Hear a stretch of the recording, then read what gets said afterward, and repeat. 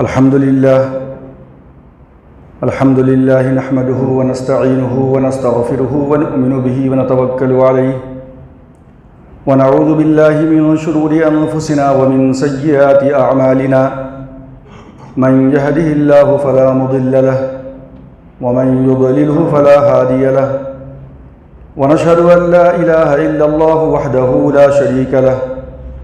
ونشهد أن سيدنا وشفيعنا وحبيبنا ومولانا محمدا عبده ورسوله أما بعد فقد قال الله تبارك وتعالى في القرآن المجيد والفرقان الحميد أعوذ بالله من الشيطان الرجيم بسم الله الرحمن الرحيم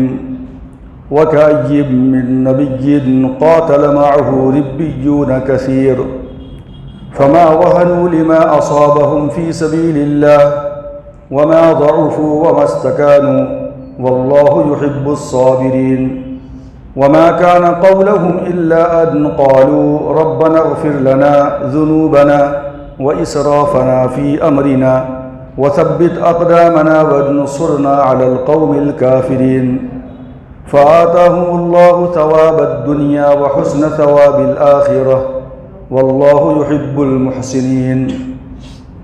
صدق الله مولانا العظيم وصدق رسوله النبي الكريم ونحن على ذلك لمن الشاهدين والشاكرين والحمد لله رب العالمين۔ بزرگان محترم، عزیز ساتھیو، قرآن مجید کی آیت کریمہ آپ کے سامنے سورہ آل عمران کی میں نے پڑھی ہے۔ اس کے اندر اللہ رب العزت نے صحابہ کرام رضوان اللہ تعالی علیہم اجمعین اور دیگر انبیاء کرام علیہم الصلاۃ والتسلیم کے جو ماننے والے حضرات تھے، ان لوگوں نے اعلاء کلمت اللہ کی خاطر کس طرح خوشی خوشی اپنی جانوں کا نذرانہ پیش کیا، اللہ تبارک و تعالیٰ نے ان تمام حضرات کا ذکر کیا ہے۔ اور یہ آیت کریمہ جو نازل ہوئی ہیں غزوہ احد کے اندر، جو صحابہ کرام رضوان اللہ تعالی علیہم اجمعین کی ایک کثیر تعداد یعنی 70 صحابہ کرام کمپینین آف پروفٹ محمد صلی اللہ علیہ وسلم نے جو اپنی جانوں کا نذرانہ پیش کیا تھا، اللہ تبارک و تعالیٰ نے اس ضمن کے اندر اس آیت کریمہ کو قرآن مجید کے اندر نازل فرمایا ہے۔ آپ کے سامنے میں بارہا ذکر کر چکا ہوں کہ رسول اکرم صلی اللہ علیہ وسلم کی سیرت کے مختلف پہلو ہیں، اور میں نے ان تمام پہلوؤں کے اندر سے ایک پہلو جو سرایا اور غزوات کا ہے، اسی کے اوپر کئی مہینوں سے آپ کے سامنے کچھ باتیں میں سلسلہ وار گوشے گزار کر رہا ہوں، اور آج کی جو گفتگو ہوگی وہ بھی اسی سلسلے کی ایک کڑی سمجھیے۔ آپ اس بات کو ہمیشہ ذہن میں رکھیں کہ عرب کے تمام قبائل، ٹرائبس مسلمانوں کے اسلام کے دشمن کیوں تھے؟ وہ کیوں چاہتے تھے کہ صفحہ ہستی سے اسلام کو مٹا دیا جائے، مسلمانوں کو ختم کر دیا جائے، اور مدینہ کے اندر نئی اسلامی ریاست جو ابھی ابھر رہی ہے اس کا قلعہ قمع کر دیا جائے؟ اس کی 3 بہت اہم وجوہات تھیں۔ نمبر 1، اسلام اور اسلام سے پہلے جتنے بھی انبیاء کرام علیہم الصلاۃ والسلام دنیا میں تشریف لائے، مجموعی طور پہ سبوں کی تعلیم، ان کی پریچنگ، ان کی تبلیغ ایک بات کے لیے تھی کہ دنیا سے آئیڈل ورشپ ختم ہو کر کے مونوتھیزم، ونس آف اللہ، ایک اللہ کو جانا جائے، پہچانا جائے، اسی کی عبادت کی جائے، اسی کی پرستش کی جائے، اور اسی کے سامنے انسان اپنی اس جبی کو جھکا سکے، اس کے علاوہ کوئی اور ذات نہ ہو، نہ پتھر ہو، نہ شجر ہو، نہ حجر ہو، نہ اپنے ہاتھوں سے بنائی ہوئی مورتیاں ہوں، کسی کے سامنے جو جتنے بھی ایسوسیٹس یہ انسان مان رہے تھے وہ تمام کو ختم کیا جائے اور اللہ سے اس کے بندوں کا تعارف کروایا جائے۔ یہی تعلیم تھی تمام مذاہب کی، لیکن وقت کے گزرتے گزرتے تمام ادیان اور مذاہب کے اندر خرافات، رسم و رواج نے جنم لے لیا اور وحدانیت ختم ہو گئی۔ نبی اکرم صلی اللہ علیہ وسلم جب دنیا میں تشریف لائے تو آپ کا بھی وہی مقصد تھا کہ ساری کائنات اللہ تبارک و تعالی سے روشناس ہو جائے، اللہ کی پہچان ہو جائے، ایک خالق کائنات کے کریٹر کو لوگ پہچان سکیں اور اپنے پیدا ہونے کے مقصد کو وہ جان سکیں، اور وہ تھی وحدانیت کی تعلیم، ایک اللہ کی تعلیم، مونوتھیزم کی تعلیم۔ اس کے اپوزیشن میں پورے عرب کا جو ماحول تھا وہ کیا تھا؟ کہیں پتھروں کی پوجا ہو رہی ہے، کہیں درختوں کی پوجا ہو رہی ہے، کہیں جو ہے اپنے ہاتھوں سے بنائے ہوئے معبودان باطل کی پرستش ہو رہی ہے۔ تو اسلام کفر کو، شرک کو، آئیڈل ورشپ کو مٹانا چاہتا تھا، ختم کرنا چاہتا تھا،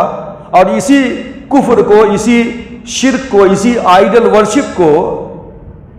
تمام کے تمام قبائل عرب اپنا دھرم، ایمان، اپنا مذہب، اپنا قانون اور اپنا آئین سمجھتے تھے۔ یہ پہلا ٹکراؤ تھا محمد رسول اللہ صلی اللہ علیہ وسلم کی تعلیم کے اگینسٹ میں، جو کفار مکہ یا پورے کے پورے عرب کے قبائل کا جو خیال تھا، ان کا جو تصور، ان کا جو کانسیپٹ تھا۔ یہ پہلی بات تھی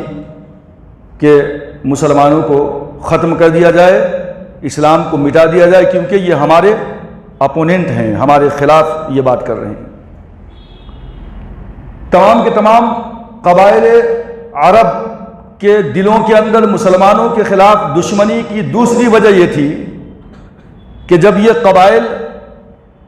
مکے کے اندر آتے حج کرنے کے لیے، جو اس وقت کا مروجہ حج تھا، حج کی بگڑی ہوئی شکل، ابراہیم علیہ السلام کی تعلیمات مفقود ہو چکی تھیں، اس کا شائبہ تک باقی نہیں تھا، لیکن دعویٰ تو یہی تھا ہر ایک کا، یہود ہو، نصارہ ہو، کفار ہو، مشرکین ہو، کہ ہم جو ہے ملت ابراہیمی کے اوپر ہم گامزن ہیں ابھی بھی۔ تو وہ سمجھتے تھے کہ خانہ کعبہ ہمارے باپ دادا ابراہیم علیہ السلام کا بنایا ہوا ہے، لہذا حج کرنے آتے تھے، کافر تھے، مشرک تھے، حج کرنے آتے تھے، اور جب حج کرنے آتے تھے تو خانہ کعبہ کے جو کیئر ٹیکر تھے، دیکھ بھال کرنے والے، عرب کے اندر سب سے بڑا طاقتور مشہور قبیلہ قریش، اور اس کی جو شاخیں تھی، یہی کیئر ٹیکر تھے، نگراں تھے خانہ کعبہ کے۔ لہذا یہ خانہ کعبہ کے کیئر ٹیکر اور یہ تمام کے تمام محافظین، تمام کے تمام باہر سے آنے والے قبائل کو اسلام کے، محمد رسول اللہ صلی اللہ علیہ وسلم کے اگینسٹ میں ورغلاتے تھے کہ اسلام ہمارے لیے خطرہ ہے، مسلمان ہمارے لیے خطرہ ہے، محمد رسول اللہ صلی اللہ علیہ وسلم کی ذات ہمارے لیے خطرہ ہے، وہ جو ہے ہمارے باپ اور دادا کے دین کے خلاف نیا دین لے کر کے آئے ہیں۔ آج بھی ہم دیکھتے ہیں ہندوستان کے ماحول میں مسلمان ہمارے لیے خطرہ ہے، اسلام ہمارے لیے خطرہ ہے، گرچہ کہ جو یہ خطرہ محسوس کر رہے ہیں وہ جو ہے اکثریت کے اندر ہیں، اور جن سے خطرہ محسوس ہو رہا ہے وہ اقلیت کے اندر ہیں، یعنی میجارٹی گروپ جو ہے وہ ڈر محسوس کر رہا ہے، یہ جو چھوٹا گروپ ہے مسلمانوں کا، اس سے اس طریقے کی باتیں آج ہوتی ہیں، اس زمانے میں بھی ہوتی تھی کہ یہ ڈراتے تھے کہ اسلام ہمارے لیے خطرہ ہے، مسلمان خطرہ ہے، یہ نیا دین لے کر کے آئے ہیں، نیا مذہب لے کر کے آئے ہیں، نیا قانون لے کر کے آئے ہیں، لہذا ان کو صفحہ ہستی سے مٹا دو۔ تو یہ ورغلاتے تھے۔ اب قبائل عرب کے اندر اور جوش و جذبہ ابھرتا تھا اسلام کے خلاف، محمد رسول اللہ صلی اللہ علیہ وسلم کے خلاف اور اسلام کے خلاف۔ یہ دوسری وجہ تھی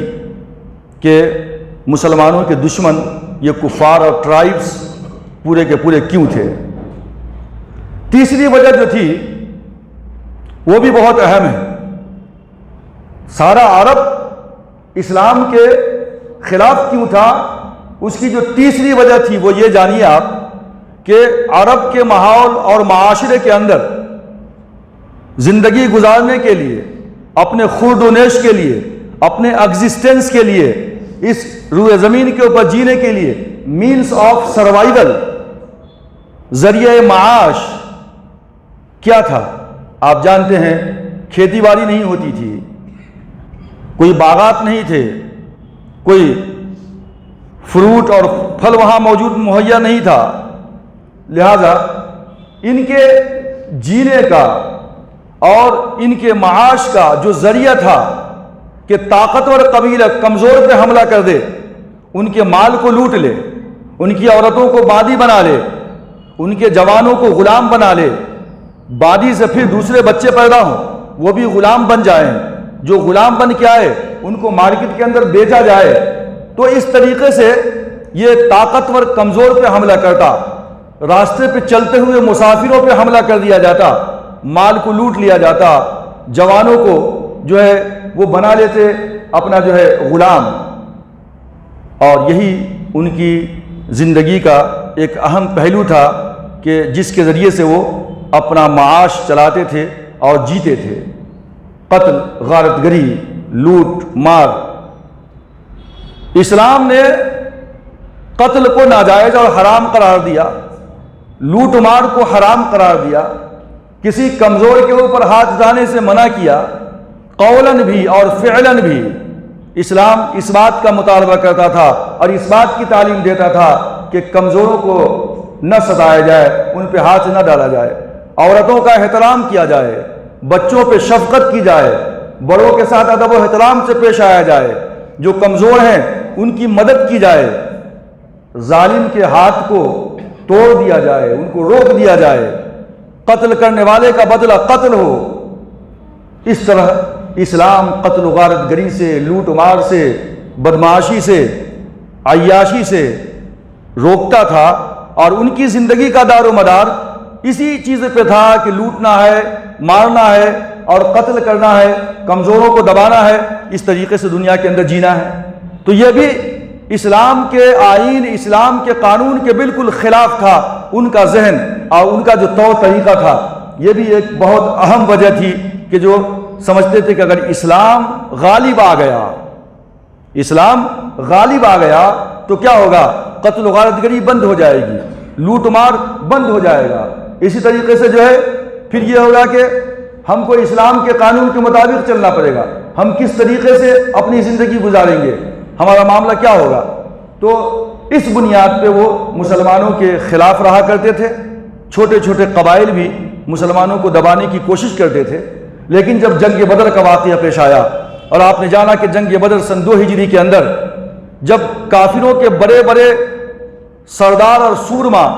میدان بدر کے اندر جہنم رسید ہوئے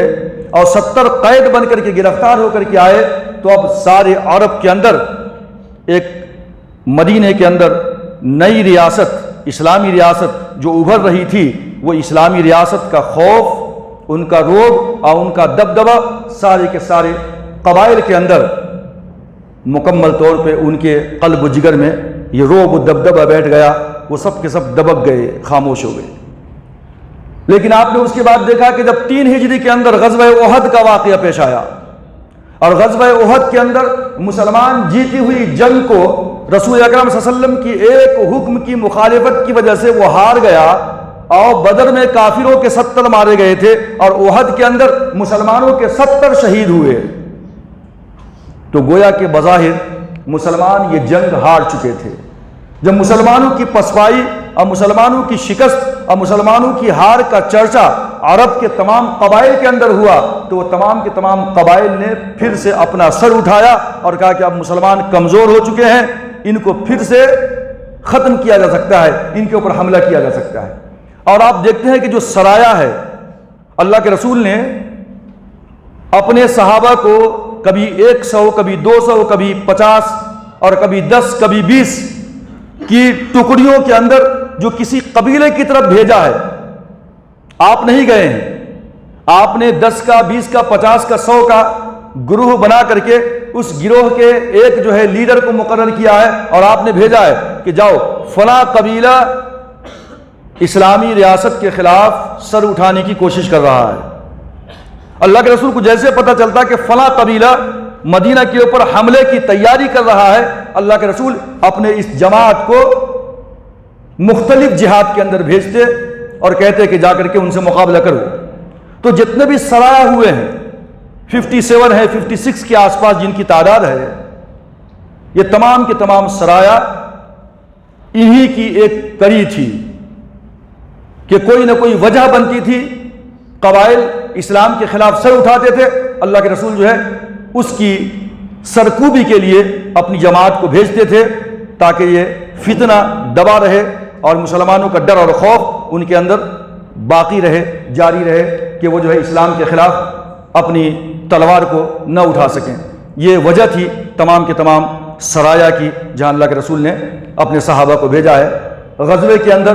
2 بدو مقابلہ ہوا ہے، hand to hand, face to face, جس میں اللہ کے رسول صلی اللہ علیہ وسلم شریک رہے ہیں۔ بعض غزوات میں جو ہے مقابلہ نہیں بھی ہوا ہے لیکن اللہ کے رسول اس میں شریک رہے ہیں۔ ایسی جو ہے چیزوں کو آپ جانتے ہیں کہ غزوہ کہا جاتا ہے۔ جنگ احد کے بعد پھر سے قبائل نے سر اٹھایا مسلمانوں کے خلاف۔ گزشتہ جمعہ میں آپ نے سنا کہ اللہ کے رسول نے خویلد اور جو طلحہ تھا، بعد میں نبوت کا دعویٰ کیا تھا، بعد میں اسلام قبول کیا، تو اس کے خلاف اللہ کے رسول نے حضرت ابی سلمہ کو بھیجا تھا۔ اب وہ لوگ پھر سے دبک گئے، بھاگ گئے، مسلمانوں کو کامیابی بھی، وہ ایک سریہ تھا غزوہ بنی سلمہ۔ اللہ کے رسول نے نجد کے علاقے میں ایک اور قبیلہ پنپ رہا تھا، مسلمانوں کے خلاف بغاوت کی کوشش کر رہا تھا، تو اللہ کے رسول نے عبداللہ ابن انیس کو بھیجا تھا رضی اللہ تعالیٰ عنہ۔ انہوں نے خالد کا سر قلم کر دیا تھا، یہ بھی سریہ تھا، سریہ عبداللہ ابن انیس کے نام سے جانا جاتا ہے رضی اللہ تعالیٰ عنہ۔ اب اس کے بعد 2 واقعات ایسے ہیں سیرت کی کتابوں کے اندر کہ جو بہت ہی دردناک اور بہت ہی المناک ہیں، جس کے اندر یہ عرب کے قبائل کی غداری ہے، دھوکہ بازی ہے، مکاری ہے کہ کس طریقے سے اب فیس ٹو فیس مقابلہ نہیں کر پا رہے ہیں تو دھوکے سے کس طریقے سے صحابہ کرام کو، مسلمانوں کو قتل کیا جائے، ختم کیا جائے۔ انہی واقعات کے اندر سے ایک واقعہ ہے جو سیرت کی کتابوں میں رجیع، واقعہ رجیع کے نام سے جانا جاتا ہے۔ آپ جان لیں کہ رجیع ایک چشمے کا نام ہے، تالاب کی طرح چھوٹا جہاں پانی ہو، ایک چشمہ ہے۔ اب یہ رجیع ہے کہاں؟ مکے کے قریب میں جدہ کے آس پاس ایک مقام ہے رابغ اور جدہ، پھر آگے مکہ ہے، تو جدہ اور رابغ کے بیچ کے اندر وہ ایک جگہ ہے جس کا نام ہے رجیع، یہ چشمہ ہے، اس میں سے پانی نکالتے تھے۔ یہ چشمہ کس کا تھا؟ ایک قبیلہ ہے عرب کا، حذیل، یہ حذیل کا چشمہ تھا، اور حذیل کی ایک شاخ بنو لحیان ہے، یہ بھی ایک ٹرائب، وہ بھی ایک ٹرائب، ایک ہی ٹرائب کی 2 شاخیں ہیں، وہ آباد تھی وہاں پہ۔ وہی سے 2 قبائل اور ہیں، ایک کا نام ہے عزل یا عزل اور دوسرے کا ایک اور نام ہے قارہ۔ یہ 2 قبائل ہیں، عزل اور قارہ۔ اس کے کچھ لوگ جنگ احد کے بعد مدینہ آئے، جناب محمد رسول اللہ صلی اللہ علیہ وسلم کی خدمت میں آ کر کے عرض کیا کہ اللہ کے رسول، ہم لوگ ایمان لا چکے ہیں اور ہمارا سارا قبیلہ مسلمان ہو چکا ہے، آپ سے درخواست ہے کہ کچھ صحابہ ہمارے ہمراہ بھیج دیں تاکہ یہ آپ کے صحابہ ہمارے تمام کے تمام قبائل کو قرآن کی تعلیم دے سکیں، اسلام کی تعلیم دے سکیں، قرآن کے احکامات کو ہم جان سکیں۔ جناب محمد رسول اللہ صلی اللہ علیہ وسلم نے اپنے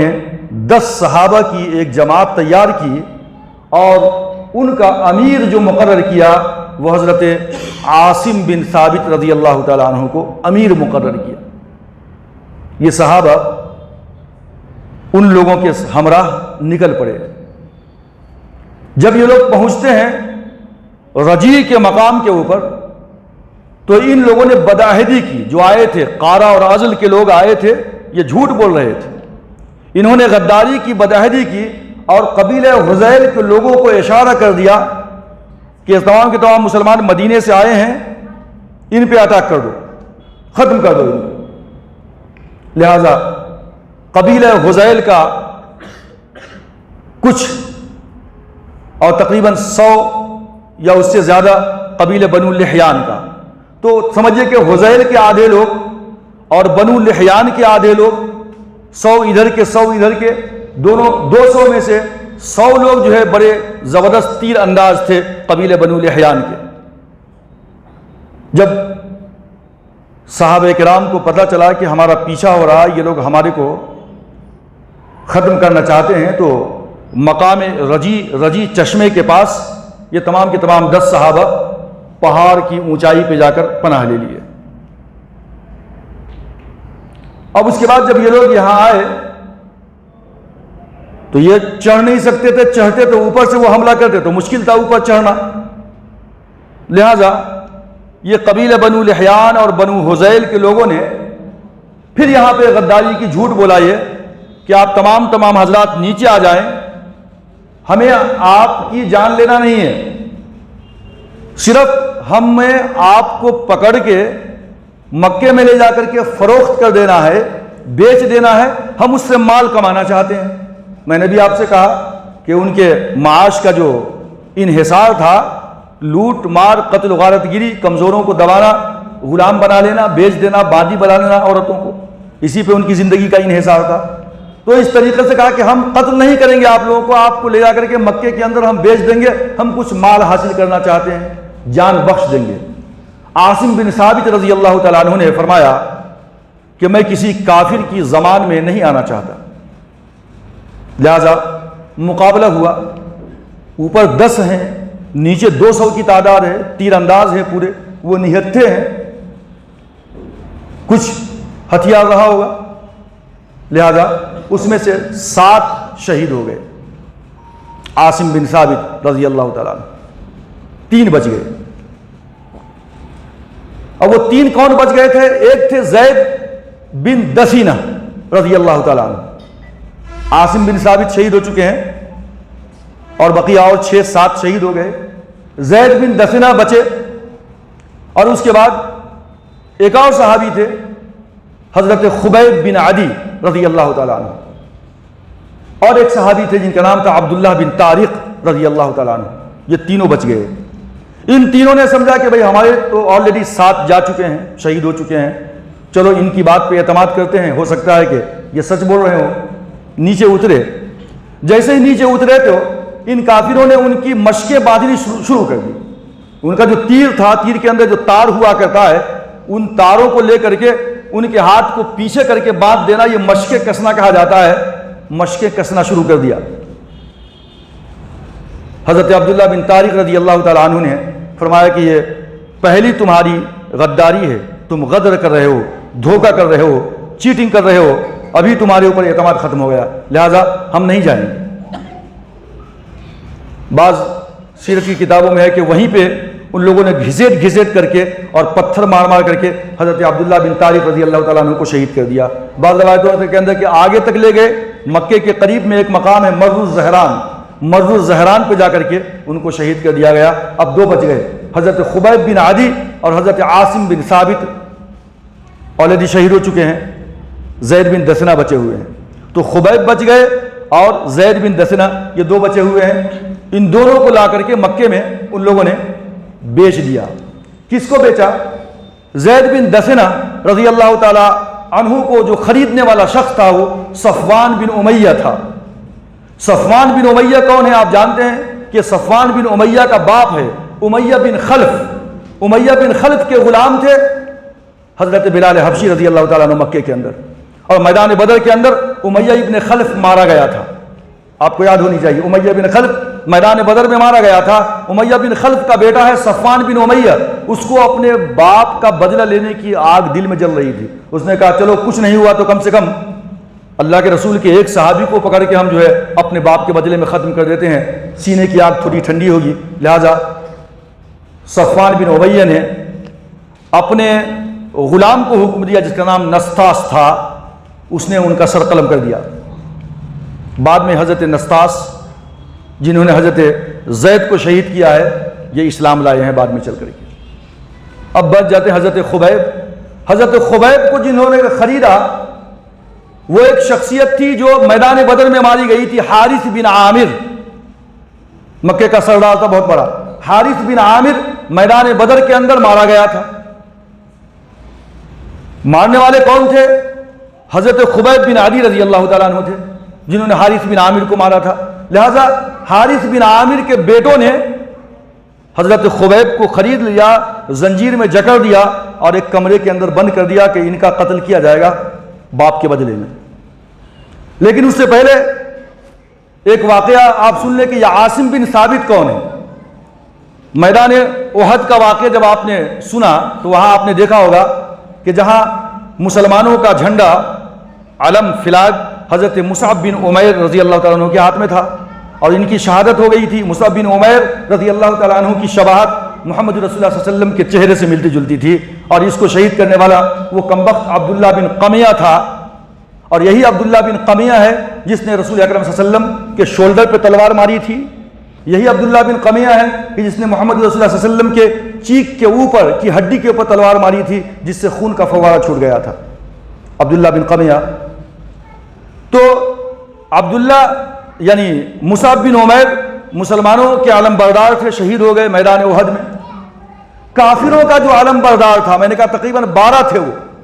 یکے بعد دیگر سب مارے گئے تھے، پھر بھی وہ جنگ جیت گئے۔ وجہ آپ کو معلوم ہے، میں بیان کر چکا ہوں۔ جو پہلا علم بردار تھا طلحہ تھا، وہ بھی مارا گیا تھا۔ طلحہ کا بھائی عثمان تھا، وہ بھی مارا گیا تھا میدان احد کے اندر۔ اور تیسرا بھائی تھا طلحہ کا ابو سعید، وہ بھی مارا گیا تھا۔ یہ 3 بھائی مارے جاتے ہیں، ایک کے بعد دوسرا جھنڈا لیتا ہے، اس کے بعد تیسرا۔ جب یہ تیسرا بھائی بھی مارا جاتا ہے تو طلحہ جو پہلے مرا تھا اس کا بیٹا ہے مصافع، وہ بھی مارا جاتا ہے۔ جلاس اسی کا بیٹا ہے طلحہ کا، وہ بھی مارا جاتا ہے۔ تو آپ کو ذہن میں رہے کہ مصافع اور جلاس کو جس نے تیر مارا تھا وہ شخصیت تھی حضرت عاصم بن ثابت رضی اللہ تعالیٰ عنہ۔ اچھا، یہ جو عاصم بن ثابت رضی اللہ تعالیٰ عنہ نے مصافع کو ختم کیا، جلاس کو ختم کیا، کسی اور صحابی نے حارث کو ختم کیا، کسی اور نے کلاب کو ختم کیا، 4 بھائی مارے گئے میدان احد کے اندر، یہ کے بعد دیگر۔ جھنڈا گرا تو اس نے پکڑا، اس نے گرا تو اس نے پکڑا، اور یہ کے بعد 4 مارے گئے۔ ایک اور ان کی جو ماں تھی، یعنی مصافع کی، جلاس کی، حارث کی، کلاب کی جو ماں تھی، غزوہ احد کے اندر عورتیں بھی آئی تھی، 15 عورتیں کافروں کی طرف سے جوش دلانے کے لیے۔ تو اس کا نام تھا سلافہ بنت سعید۔ یہ مصافع، جلاس، حارث، کلاب کی ماں سلافہ بنت سعید یہ بھی آئی تھی،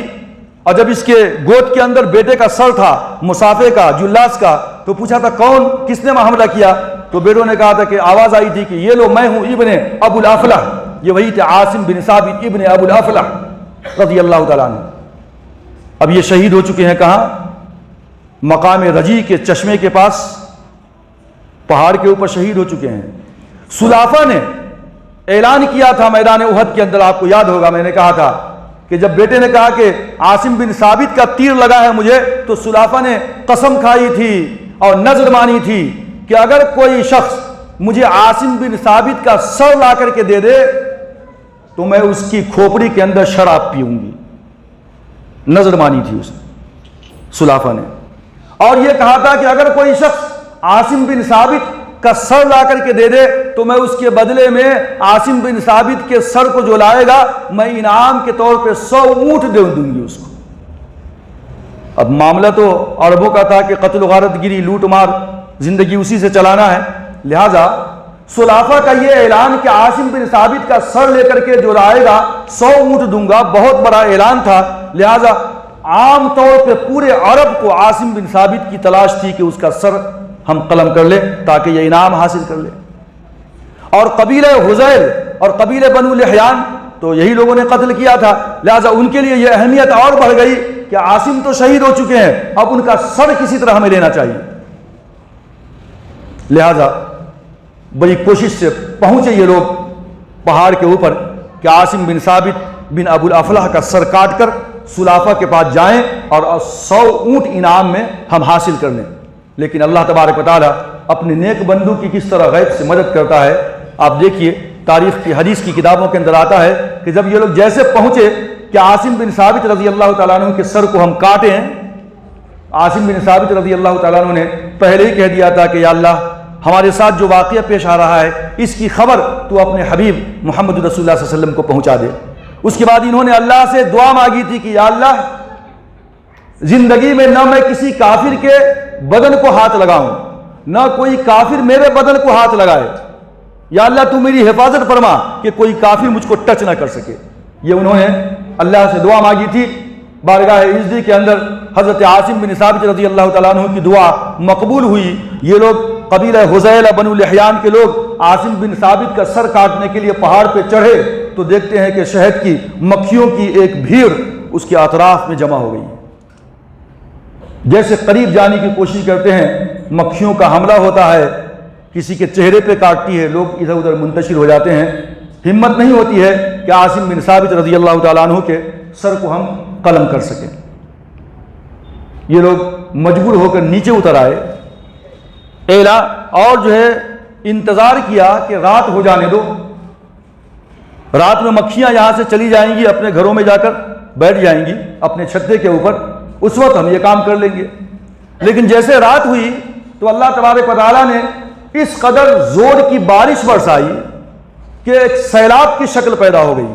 اور اسی سیلاب کے اندر حضرت عاصم بن ثابت رضی اللہ تعالیٰ عنہ کی نعش